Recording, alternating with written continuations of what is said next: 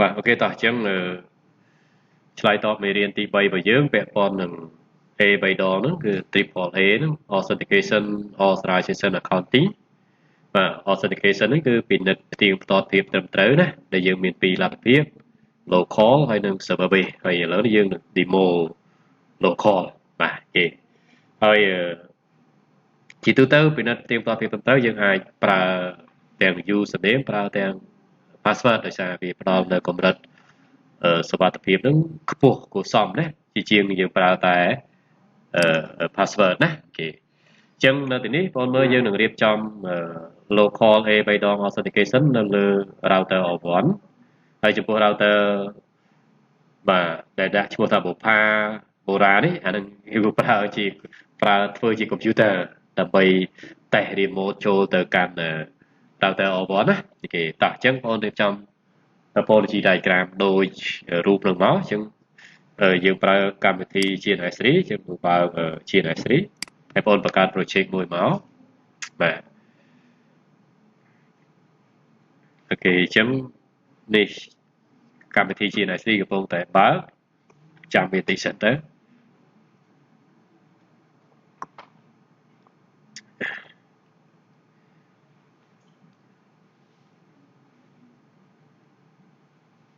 អូខេអញ្ចឹងបងដាក់ឈ្មោះ project ស្អីមួយក៏ដាក់ទៅឧទាហរណ៍ដាក់ថា A 3ដងបាទ authentication គេក៏សេកាត់ប៉ុណ្ណឹងតាអូខេមកបាទអញ្ចឹងបងអាចយក router បាទគឺយក router 3គ្រឿងណា1 2 3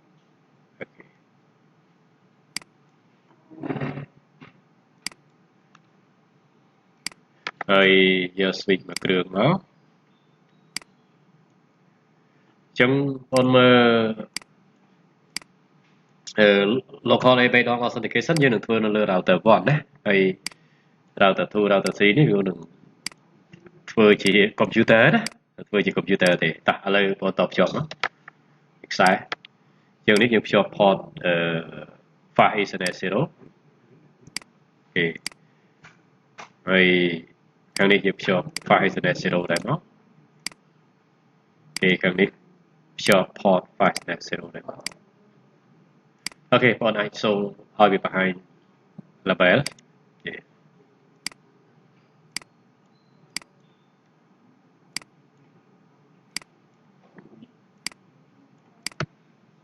អូខេតោះអញ្ចឹងគ្រូនឹងឲ្យអាស្រ័យដ្ឋានបណ្ដាញកុំភ្លេចដាក់ IP ដាក់អីណាកាលណាអត់មាន IP អត់មានការតាក់អីតាក់តាមទេគ្រូឲ្យអាស្រ័យដ្ឋានបណ្ដាញ 192.168.1.0 ជាមួយ subnet mask 9ដែលមាន 254 address អាចប្រើបាន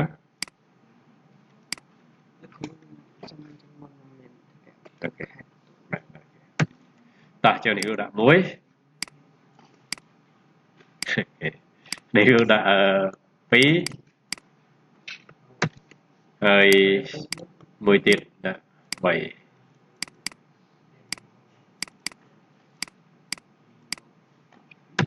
តោះបងមើលដើម្បីងាយបាទងាយក្នុងការកត់សម្គាល់គ្រូនឹងដូរ symbol router ទី2 router ទី3ជា computer ប៉ុន្តែទៀតពិតវាជា router ទេណាតោះឥឡូវគឺកែឈ្មោះបន្តិចនេះដាក់ថាបូផាយេហើយខាងនេះគឺដាក់ថាបូរ៉ាអូខេតោះហើយឥឡូវដូរពីនឹងជាដូរ symbol ពីនឹងណាបាទជា computer គេដូរជា computer ដើម្បីស្រួលចំណាប់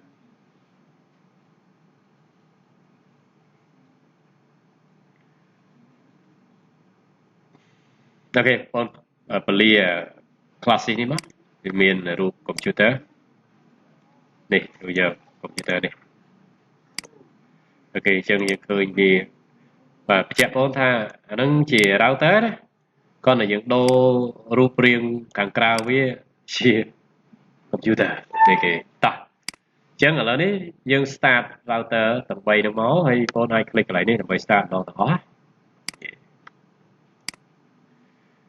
ហើយបងមើល router ទី1យើងនឹងបើកឲ្យ A 3ដងពិនិត្យផ្ទៀងផ្ទាត់ភាពត្រឹមត្រូវលើ console បាទលើ console ហើយនឹងលើឯ VTY ណាបាទយើងនឹងឲ្យពិនិត្យភាពត្រឹមត្រូវបាទលើ console ហើយនឹងលើ VTY បាទ console គឺដំណភ្ជាប់តែផ្ទាល់បាទ VTY គឺតាមរយៈដំណភ្ជាប់បណ្ដាញតោះឥឡូវយើងចូលមកកាន់ប្រព័ន្ធបត់ការនៃ router ទី1បងតែคลิกទៅវាមក console អានោះមានន័យថាចូលតាម console ចឹងទី1បងដាក់ឈ្មោះដាក់អីឲ្យហើយមកណាបាទឈ្មោះគេដាក់ឲ្យស្រាប់ហើយនោះនេះបាទហើយបងដាក់ IP ឲ្យមកតោះចឹងចូលមក global configuration mode interface file/0/0 បងដាក់ IP មកអូខេ 192.168.1.1 ភ្ជាប់មួយ subnet mask ស្លាប់24ណា255ដងចុចអី0ហើយអូនបើក port គឺអី no shutter តោះទៅទុកប៉ុណ្្នឹងសិនហើយមករៀបចំដាក់ IP ឲ្យបាទ router ដែលយើងដូរឈ្មោះថាបុប្ផានេះបាទ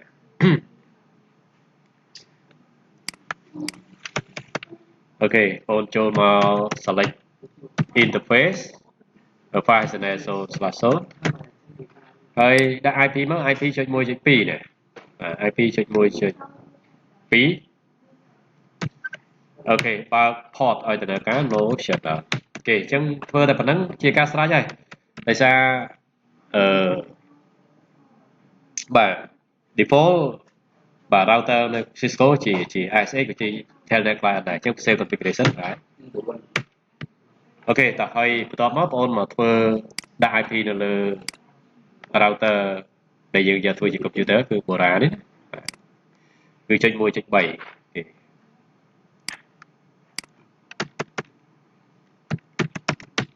គេចឹង interface file/0/0 គេ IP.1.3 no shutter អូខេបងអាចធ្វើការតេស្តដំណភ្ជាប់បាទអាច ping មើលថាមាន connection នៅ ping ទៅកាន់ router ទី1បាទដែលយើងនឹងផ្ដោតលើការរៀបចំ A 3ដងបាទ local A 3ដង authentication បរិយាកាស 2.8.11 ឃើញអូខេណាមក ping ទៅកាន់បុប្ផាអូខេយើងឃើញថាអូខេដែរអញ្ចឹងមានន័យថា connection អត់មានបញ្ហាទេអញ្ចឹង save configuration មកអញ្ចឹងនៅលើ client បាទនៅលើម៉ាស៊ីន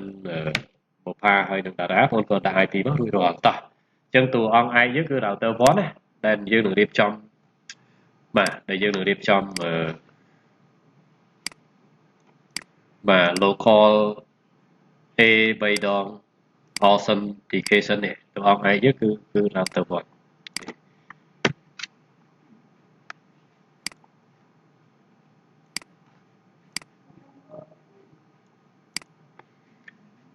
អូខេតោះអញ្ចឹងបងមើលបាទទី1បងកុំភ្លេចដាក់ password ការពារ private execute mode ណាអញ្ចឹង enable secret ដាក់តាមមេរៀនយើងណា ENA ដូចជា1 2 3អូខេ1 2 3អូខេតោះបន្ទាប់មកបងបង្កើត username ហើយ password យើងបង្កើត user account ចំនួន2 user បុប្ផាហើយ user Bora បាទអញ្ចឹង username បុប្ផាហើយប្រើ keyword secret មកណាដើម្បី encrypt password អញ្ចឹងបុប្ផា add 1 2 3អញ្ចឹង user account ឈ្មោះថាបុប្ផាហើយ password បុប្ផា add 1 2 3ត្រូវបានបង្កើតអញ្ចឹងបង្កើត user account មួយទៀតគឺ Bora ហើយ password Bora add 1 2 3អូខេអញ្ចឹងបងឃើញយើងបង្កើត user account ចំនួន2បាទអញ្ចឹង user account នោះយើងនឹងឲ្យ A 3ដងអ្នកប្រើប្រាស់ដើម្បីពិនិត្យផ្ទៀងផ្ទាត់ភាពត្រឹមត្រូវអូខេតោះអញ្ចឹងកុំភ្លេចបើកឲ្យដំណើរការ A 3ដងដោយប្រើ A 3ដង new model មុននឹងគ្រូថាម៉េច ពេលដែល default setting A 3ដងអត់បានបើកឲ្យដំណើរការណាបងអាចសូមើលដោយសូ run ហើយចម្រោះមើលបាទ include AAA អញ្ចឹងបងឃើញ no A 3ដង new អី new model មានន័យថាអត់ទាន់បានបើកឲ្យដំណើរការ A 3ដងទេហើយអូខេដោយសារក្នុងមេរៀនយើងបាននិយាយហើយប៉ុន្តែដោយសារនេះជា record video គឺនិយាយបន្ថែមណាអញ្ចឹង A 3ដងមេរៀនយើងថាមិនស្តៀងគ្នានឹង login local ដែរបាទប៉ុន្តែអ្វីដែលវាប្រសើរជាងគាត់ថាវាមានអាចឲ្យយើងធ្វើជា backup ដោយសារយើងអាចមានអត្ថភាពទី1អត្ថភាពទី2អត្ថភាពទីអីទី3អញ្ចឹងណាអូខេបាទអញ្ចឹងនៅភាពល្អជាងតោះឥឡូវបើកឲ្យដំណើរការ A 3ដងបងមកglobal configuration mode ហើយប្រើ A 3ដង new model តោះឥឡូវបងមើលភាសាទៀតនឹងឃើញហើយនេះបងមើលភាសាទៀតឥឡូវនេះយើងឃើញថាអូខេ A 3ដង new model គឺត្រូវបានបើកឲ្យដំណើរការហើយអញ្ចឹងយើងបន្តការងារយើងបន្តទៀតចូលមក global configuration mode បន្ទាប់មកបងអូនចាប់ផ្ដើមរៀបចំកំណត់ parameter បាទផ្សេងរបស់ A 3ដងអញ្ចឹងនៅទីនេះយើងនឹងហៅឲ្យ A 3ដងពិនិត្យផ្ទៀងផ្ទាត់ភាពត្រឹមត្រូវអញ្ចឹងបងប្រើ A 3ដងសញ្ញាសួរបងឃើញមាន A 3ដង accounting authorization ផ្សេងច្រើនប៉ុន្តែយើងផ្ដោតលើអីយើងផ្ដោតលើ A 3ដង authentication អញ្ចឹងគឺអី authentication configuration parameter យើងរៀបចំ parameter របស់ A 3ដងអញ្ចឹង A 3ដង authentication បងឲ្យសញ្ញាសួរតបមកយើងចង់បានអីចង់បាន A 3ដងធ្វើអីចង់បាន A 3ដងគ្រប់គ្រងឬក៏ពិនិត្យភាពត្រឹមត្រូវលើការ log ចូលមកណាអញ្ចឹងយើងប្រើ log អី log in អញ្ចឹង set authentication list for login យើងកំណត់រៀបចំបញ្ជីបាទពិនិត្យភាពត្រឹមត្រូវសម្រាប់ log ចូលមកហើយបញ្ជីយើងមាន2ប្រភេទបញ្ជីមាន default ហើយបញ្ជីដែលបងបង្កើតខ្លួនឯងណាបាទតោះអញ្ចឹងយើងប្រើអី login បងឲ្យសញ្ញាសួរទៀតគេបងមើលមាន2ណាមាន2 word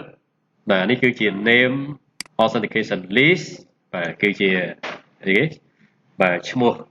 បញ្ជីដែលគ្រប់គ្រងផ្ទៀងផ្ទាត់ភាពត្រឹមត្រូវនោះហើយបងអាច maximum រហូតដល់ដាក់ឈ្មោះនោះណា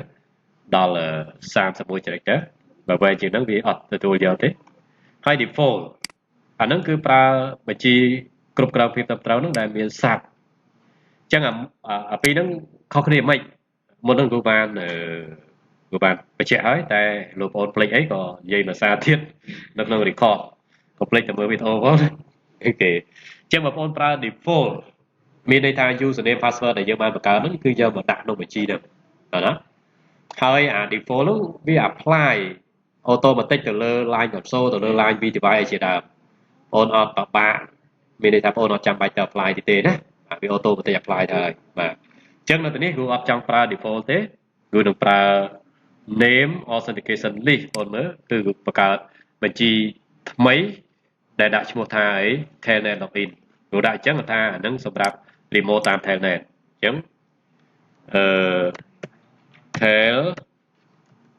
telnet បាទ login អូខេបន្ទាប់មកបងសញ្ញាសួរបងឃើញមានអីចាប់អារម្មណ៍បងចាប់អារម្មណ៍ local ហើយនឹង local case ហើយអាក្រុមនេះពាក់ព័ន្ធនឹង server ណាអានឹងចាំ live ក្រោយចាំនិយាយបាទគេអញ្ចឹង local នេះដោយសារយើងនេះយើងប្រើ local បាទ A 3ដងគឺយើងប្រើ local database ណាបាទអញ្ចឹង local គឺ use គឺប្រើប្រាស់local username authentication អញ្ចឹងប្រើប្រាស់ username ដែលបង្កើតនៅលើ router ហ្នឹងដើម្បីគ្រប់គ្រងការពារផ្ទាត់ភាពត្រឹមត្រូវហើយខុសគ្នាមួយ local case វិញអញ្ចឹងខុសគ្នាត្រង់ថា local case គឺត្រូវតែប្រើអីបាទប្រើ case sensitive មានថាគិតអក្សរទូចអក្សរធំណាបាទ lower case upper case local អត់ខ្វល់ទេអា username ហ្នឹងណាបើផាបងវាយតូចក៏បានធំក៏បានប៉ុន្តែបើ local case គឺអីគិតអក្សរទូចអក្សរធំអញ្ចឹង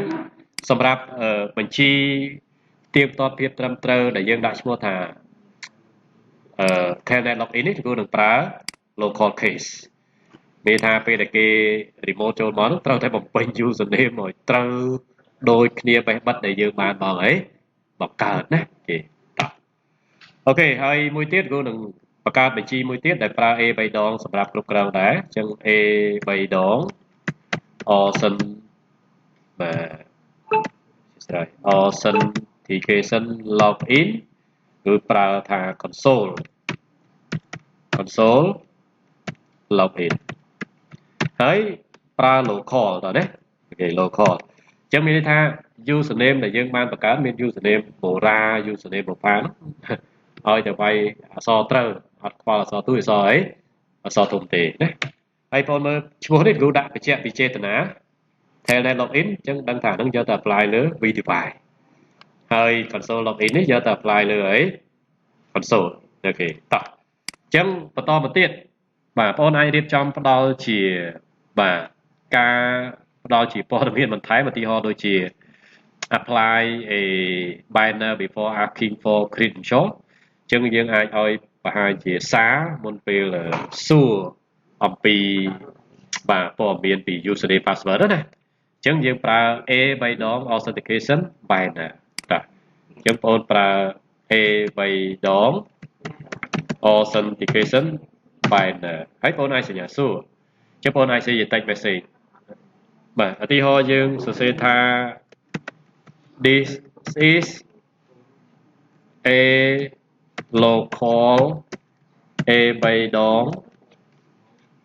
គេ authentication គេគាត់ទៅសេ message ចឹងហើយអូនបញ្ចប់ message ជាមួយនឹងសញ្ញានឹងវិញអូខេបាទតោះបងប្អូនចង់ឲ្យវាបាទបើសិនជាយើងចង់បន្ថែម username ហើយ password ប្របបាទអញ្ចឹងបងប្អូនអាចប្រើ A 3ដង authentication បាទ user ប្របហើយនិង password ប្របហើយបងប្អូនទៅសេជា text message ជាសារដើម្បីផ្ដល់ជាព័ត៌មានមកអូខេអញ្ចឹង A 3ដង authentication បាទ user ប្របហើយបងប្អូនអាចសេជា text មកឧទាហរណ៍ថាplease បាទ enter your username អញ្ចឹងណា username អូខេហើយបងចង់ឲ្យបន្ថែមឲ្យគេបំពេញបង្ហាញព័ត៌មានឲ្យបញ្ចូល password ចឹងបង A 3ដងបាទ authentication password ប្របអូខេអញ្ចឹងplease enter your password អូខេតោះបន្តទៀតបងអាចធ្វើអីទៀតបាទបងអាចឲ្យបាទបងប្អូនចង់ឲ្យបង្ហាញ message បង្ហាញសារណានៅពេលដែលបញ្ចូលព័ត៌មានពី username password មិនត្រឹមត្រូវបាទអញ្ចឹងបងប្រើ A 3ដង authentication fail message អញ្ចឹង A 3ដង authentication fail message ហើយបងអាចសេបាទជា text message មកឧទាហរណ៍នៅនេះគេសេថាអូខេ wrong username or password please try again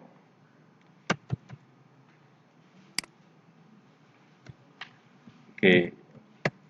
wrong username or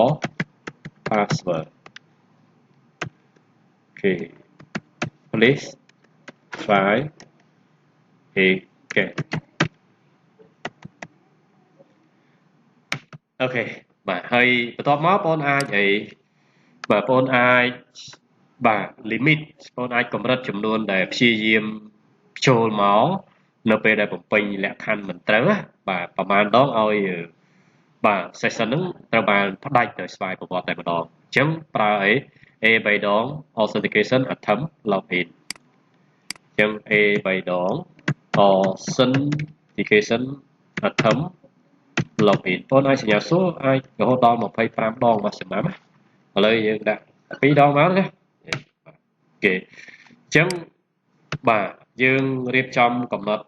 បាទបន្ថែមនៅព័ត៌មានទូទៅមួយចំនួនរួចរាល់ហើយឥឡូវនោះបងត្រូវការយកវាទៅ apply នៅលើ console ហើយនៅលើ V device ដោយសារយើងអត់បានប្រើ default list ទេបាទយើងប្រើបាទ name authentication list បាទអញ្ចឹងវាអត់ automatic apply ទេណាអូខេអញ្ចឹងបង select បាទ line គឺ apply line console មុន line console 0អញ្ចឹង console គឺនឹង apply ជាមួយបញ្ជីមួយបាទបញ្ជីផ្ទៀងផ្ទាត់ភាពត្រឹមត្រូវណាបាទដែលយើងបានបង្កើតនោះគឺ console login បាទអញ្ចឹងបងប្អូនហៅវាមក A 3ដងហៅវាមកគឺអីគឺ login អធិស្ឋាន login authentication មិន A 3ដង login authentication ហើយនេះយើងយកបញ្ជីយើងដាក់ឈ្មោះបញ្ជីគឺអីconsole login អូខេ console login អូខេតោះហើយយើងក៏ apply វានៅលើ V device ដើម្បីគេ remote មកណាបាទអញ្ចឹងឡើង V device 04គេ login authentication យើងយកបញ្ជីអីបាទ telnet នេះជាស្រ័យ login អញ្ចឹងអាពីរហ្នឹងខុសគ្នាមិនបាទខុសគ្នាត្រង់ថា console យើងអត់គិតមានន័យថាអត់គិតអក្សរទូអក្សរធំទេណាបាទហើយអា telnet login ហ្នឹងយើងគិតគេថា case sensitive គិតអក្សរទូអក្សរធំបាទអញ្ចឹង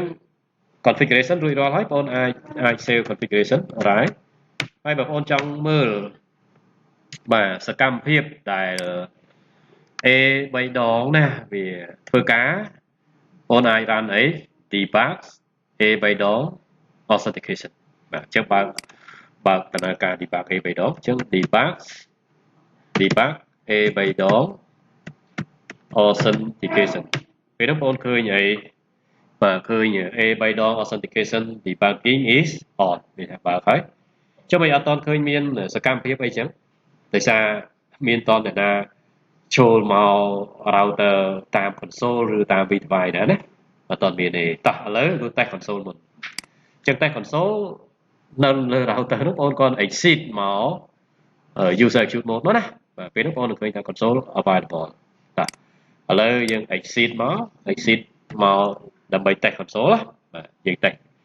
បាទចុចតាមលំដាប់ជាប់ console ពេលបងប្អូនឃើញឥឡូវនេះបងប្អូនឃើញតែម៉េចបាទ all one console is now available ចុច enter មកអូខេអញ្ចឹងនេះគឺជាអីនេះគឺជា banner message ណាដែលយើងបានសរសេរនេះ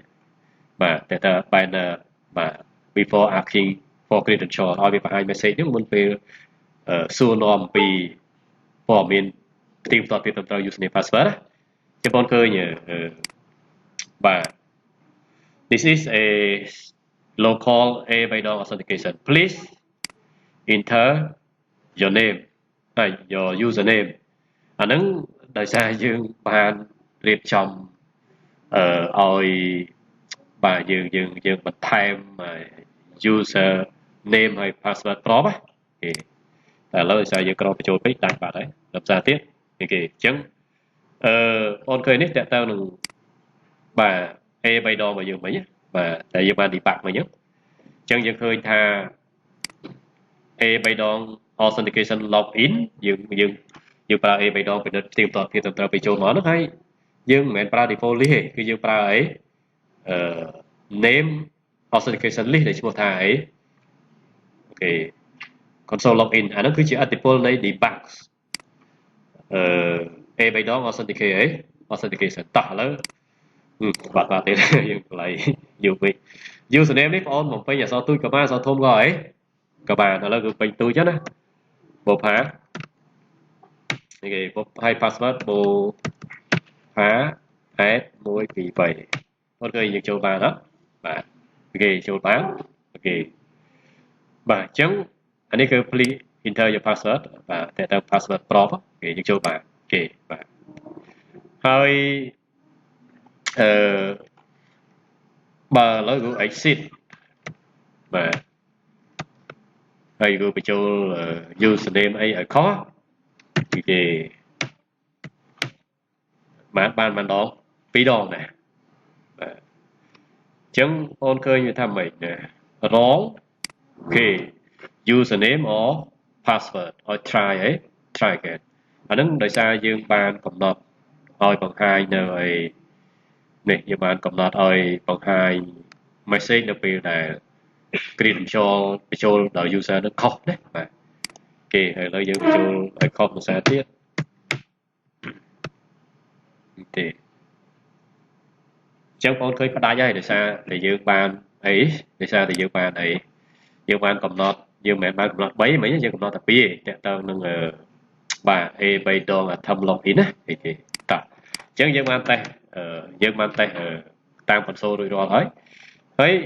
ឥឡូវបងអាច verify មើលគេបងអាចសូល A3 ដង session ដើម្បីមើលការភ្ជាប់ session មកណាបាទគេតែដើម្បីមើលបានឥឡូវគឺបញ្ចូល password username password ត្រូវសិនណាអញ្ចឹងចូលបូរ៉ាម្ដងណាមិនបូរ៉ាបូរ៉ា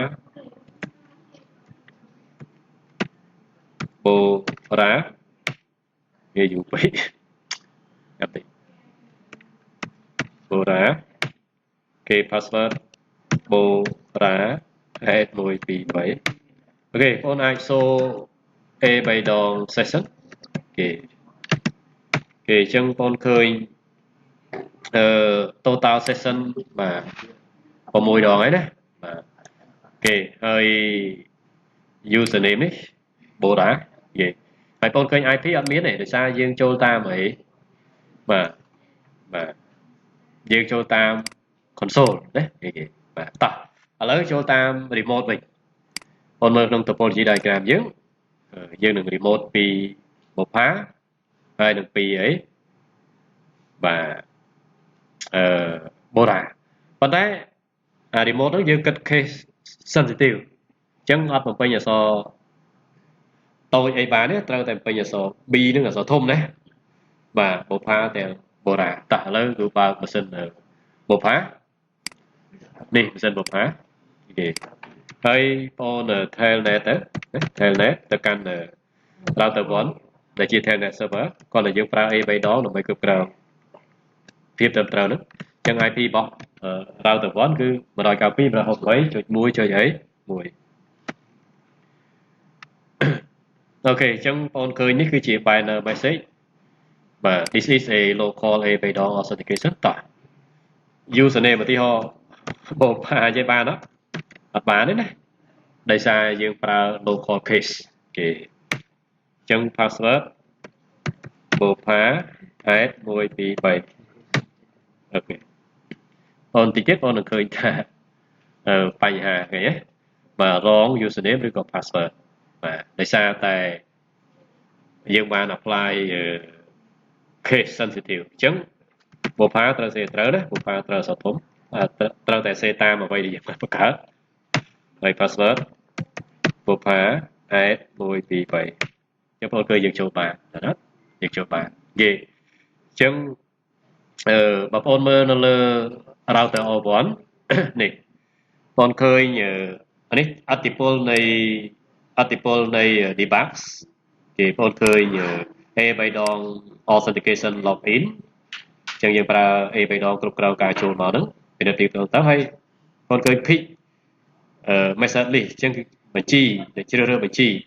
អញ្ចឹងមិនមែនជា default ទេគឺបញ្ជីណាទីទៅយកចេញពីបញ្ជី telnet login គេ telnet login ហើយបងអាចសូ A3 ដង session មើលតើអ្នកណាភ្ជាប់ session មក